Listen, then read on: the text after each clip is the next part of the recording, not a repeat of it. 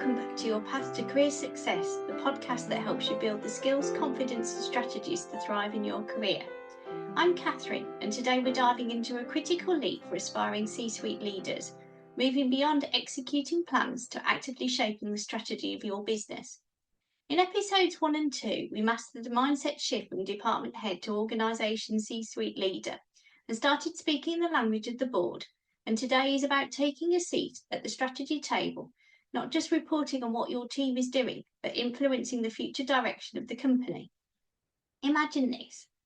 Picture your next executive meeting. The CEO asks, where should we invest next quarter? What's our strategic focus for the year? Your instinct might be to pull out your department updates, KPIs and project plans. But the room isn't looking for execution updates. They're looking for your perspective on how the business should evolve. That's the difference between a manager and a strategic leader.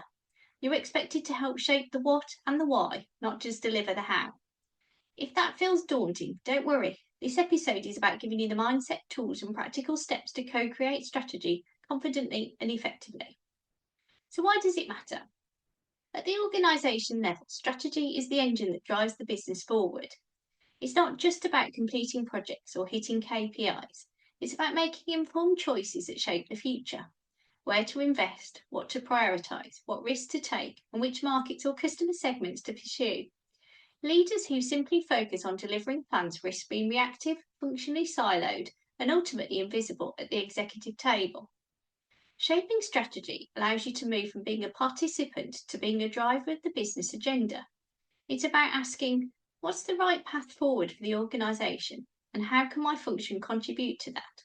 When you start thinking in these terms, your influence grows exponentially. Here's what happens when you embrace a strategy shaping mindset. You influence where resources are allocated.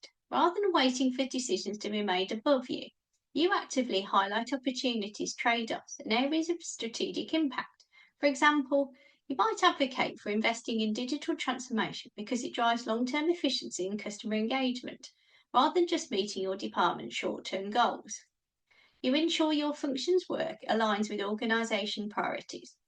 Execution without alignment can lead to wasted effort, missed opportunities, or conflicting objectives. By linking your team's work to the broader strategy, you ensure every project contributes to the company's mission, vision, and financial goals. You build credibility as a partner in driving growth, innovation, and competitive advantage. Leaders who shape strategy are seen as organisation thinkers, not just function managers. You start being invited into high-level discussions, shaping decisions on investments, M&A opportunities, market entry, or innovation initiatives. And you strengthen your voice and visibility at the leadership table. Strategy-orientated leaders command attention because they provide insight, foresight, and solutions. You stop being the person who reports results and start being the one whose perspective drives decisions. Executives notice those who can see the big picture, anticipate challenges, and propose actionable options. So you need to start viewing your function through a strategic lens. You need to ask, how does what we're doing contribute to organisation goals? Where could we shift priorities to maximise impact? And what opportunities or risks are others overlooking? Shaping strategy isn't about having all of the answers. It's about asking the right questions, connecting the dots, and offering informed perspectives that help the organisation succeed. Leaders who master this skill transition from excellent functional managers to trusted organisation leaders who influence the future direction of the business. What I'll share in this episode. Over my years coaching organisation leaders, I've seen the common struggles and the mindset shifts that separate those who simply execute from those who co-create strategy. And in this episode, I'll share the difference between implementing plans and shaping strategy, how to think like a strategist, not just a manager, pitfalls that keep leaders in delivery mode and how to avoid them, and practical steps to contribute to strategic decisions and discussions and influence decisions across the business. By the end of this episode, you'll have concrete ways to move from functional execution to organisation C-suite level strategic thinking and start shaping the future of your organisation. So here are some lessons for shaping strategy. Number 1, move from doing to deciding. As a department head, your success was measured by execution, hitting targets, completing projects and managing your team. At the organisation level, the measure of success shifts. It's now about making decisions that impact the whole organisation. You need to ask yourself, which decisions in this area actually move the business forward? Focus less on detailed execution updates and more on strategic implications, options, and trade offs. And when preparing for leadership meetings, highlight choices that need consideration rather than simply reporting progress. So, for example, instead of reporting your marketing team hit campaign KPIs, provide insight on whether the campaign moves the business forwards towards growth, brand positioning, or customer acquisition goals. Offer options such as, we can scale this approach now, or we can reallocate resources to emerging markets. So here's the trade-off. So you need to think about your project that you're leading at the moment. Which parts are execution focused and which involve strategic decisions that affect the organisation? And how could you shift your focus towards the latter this week? Number 2, connect your function to the organisation vision. Strategy doesn't exist in isolation. Leaders who shape strategy understand how their function supports organisation goals, revenue streams, customer needs, and market positioning. So map your department's initiatives to organisational objectives. Highlight the contribution of your function to growth, efficiency, and long-term competitive advantage. And identify gaps where your function could drive more strategic value or take initiative in areas impacting other parts of the business. So, for example, if operations are struggling with capacity, instead of just reporting delays, suggest options for cross-functional collaboration or investment that supports organisation growth objectives. So next time you prepare for an executive discussion, ask, how does my team's work advance organisational goals? And where can I suggest a shift or innovation that drives broader business impact? Number 3, influence the strategic conversation. You don't need to be a finance or strategy expert to shape organisation strategy, but you must bring insights, options, and perspectives that matter to the business. Prepare 2 to 3 key observations for your next leadership meeting, so trends, risks, or opportunities identified by your function. Frame them in terms of organisational impact, trade-offs, and strategic options. And ask yourself some strategic questions such as, if we invest here, what trade-offs will we need to make elsewhere? Or which options best balance growth, risk, and capacity? For example, your project team identifies a potential market expansion. Rather than just reporting, you frame the discussion, expanding into this region could increase revenue by X, but we may face operational constraints and marketing costs. Here are 3 approaches to manage this risk. So can you identify one strategic decision that's coming up in the next month? What insight or recommendation can you contribute that elevates the discussion beyond functional execution? Some pitfalls to avoid. Even experienced leaders can get stuck if they aren't deliberate about shaping strategy. Watch out for staying in execution mode, only providing updates, metrics, or status reports without connecting to organisation strategy. This will keep you invisible at the leadership table.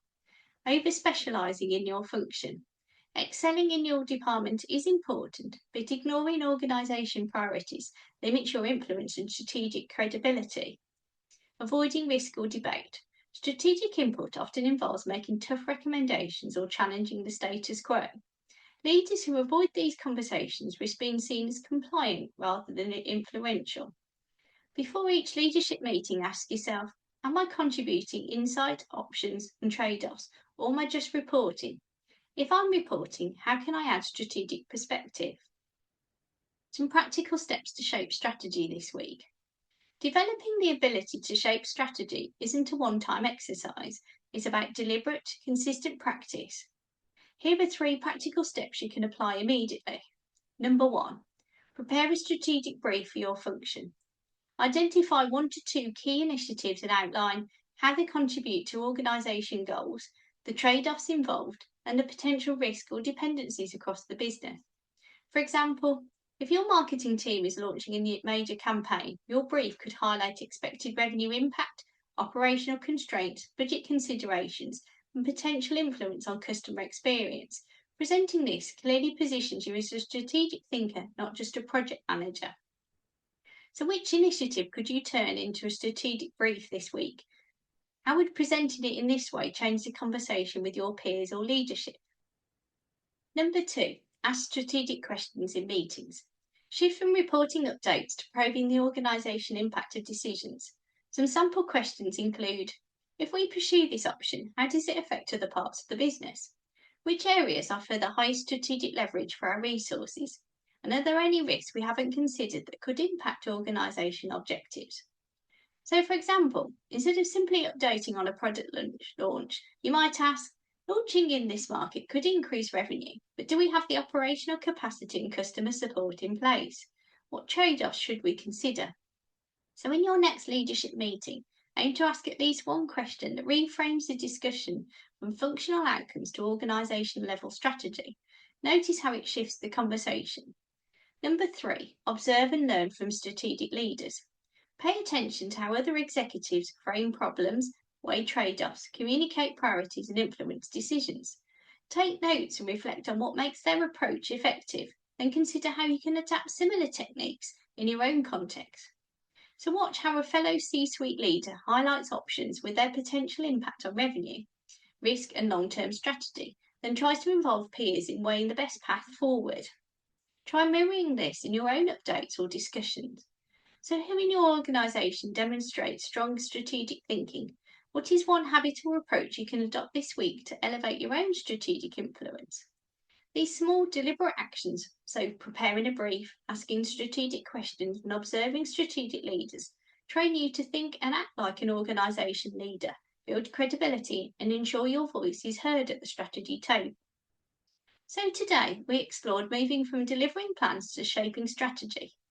So, thinking like a decision maker, not just an executor, connecting functional work to organisation objectives, and influence the strategic conversation with insight and options.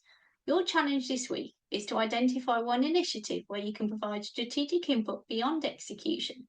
Frame your insights in terms of organisation impact, trade-offs, and long-term value, and see how the conversation changes.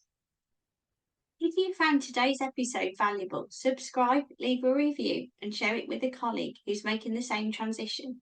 You can also connect with me on LinkedIn. Just search Catherine Hall, the Career Owl.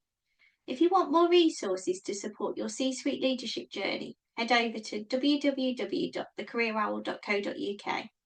And remember, this podcast gives you the tools and mindset shifts to step up into executive leadership. If you're leading leaders and facing decisions where the stakes feel high and you'd like more personalised support in applying these lessons to your own career journey, I've got 2 spaces available this quarter. I'll leave the link in the show notes. Next week, we'll focus on managing risk like a CEO, balancing innovation and risk in decisions that impact the entire company. We'll look at how to assess trade-offs, anticipate consequences, and take decisive action with confidence. Thank you for tuning into your path to career success. Keep learning, keep leading, and keep shaping the strategy of your business.